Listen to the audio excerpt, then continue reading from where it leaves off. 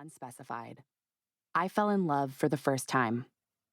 With that came a very disturbing event in my timeline, one that changed the course of my life for the far worse. Going forward in these pages, I'm going to call what happened the big, scary domestic violence thing. Not because I want to, but because redacted. We'll come back to these cute literary blackouts at the end of the book, where I can hopefully explain them a little better after I have calmed down. It takes me a solid hour before a Xanax reaches peak effect, so we should be good by then. The irony of all of this is pretty infuriating. I used to hate that anyone could know this part of me, and now I hate that you don't. Long before there were black bars in these pages forcing me to keep the big, scary domestic violence thing a secret, I happily kept it hidden of my own volition. I had thought surviving something so disgusting and awful meant that I, too, was disgusting and awful. Shame's a tricky little bitch like that. I didn't want to court misery forever, so I trudged along pretending to have a normal past, hoping that maybe then I could somehow have a normal future. Well, we love the effort. After a lifetime of bursting into tears at the bottom of the mimosa's carafe, I eventually needed to accept that all those ways I'd chosen to funnel my anguish had only made things worse. Burying my shame did not bring me closer to feeling normal.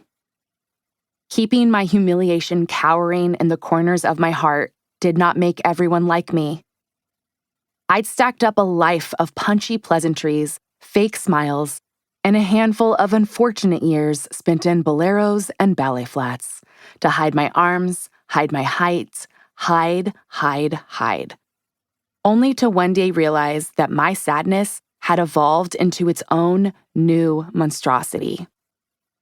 Without another option available, I finally tried courage. Out came the details that redacted. And now my comedy gal memoir is more redacted than the fucking Mueller report. So now what? Now that the most important part of my story, the part I worked my entire life to have the stamina to share, redacted. Sadly, this is probably a more important story than the one I was going to tell anyway.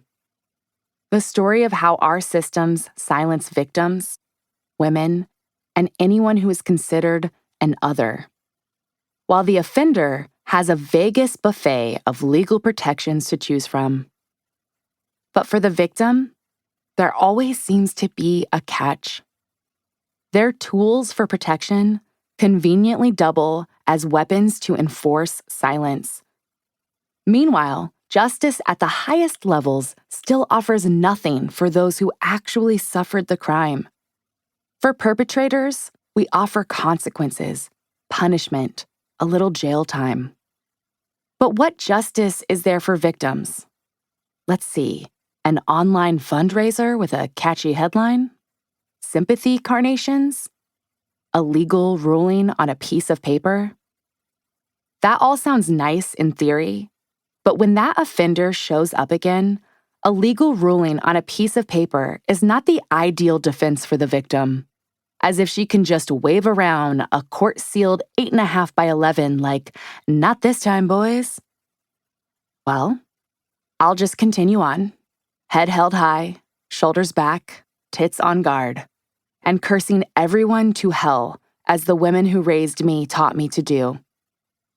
Before I go forward here, I just need you to know that at one point, my life almost ended. The big, scary domestic violence thing brought with it a destruction that went far beyond just the actual attack. It disrupted every cell of my body. The process of getting back up with the scrambled brain it left me with is the mountain I've been climbing every day.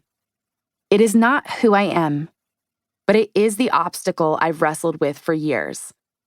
And it has shaped me into the wobbly woman with a bold lip who stands before you now.